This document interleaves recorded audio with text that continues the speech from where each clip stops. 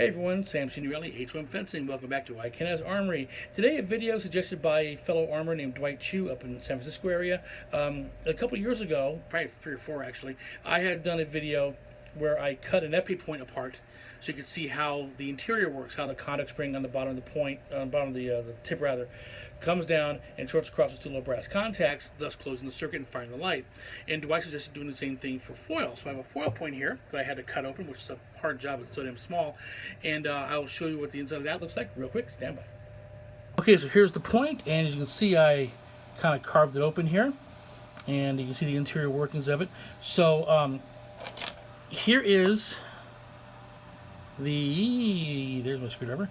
There's the cup right down there, then the spring, and it pushes the tip upwards until this contact, this collar right here, which is held in place by the screws on either side, is in contact with the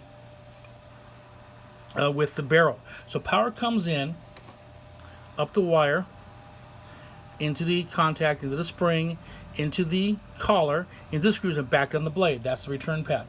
When you push a tip in, continuity will break because the collar won't move where the tip moves. You see a gap form. So watch this. I push a tip in.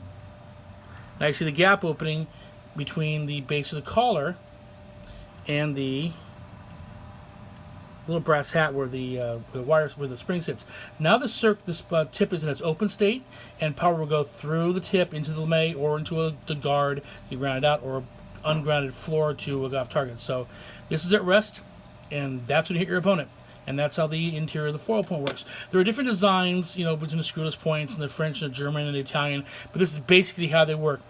Circuit closed, normally closed at rest, so power goes up into the collar, down the blade to ground, push tip in, letting it hit, and there's an open circuit. Power goes out that way through the tip into your opponent's lame, hopefully, if not into the bell guard for a grounded out hit, or into the floor for an off-target hit.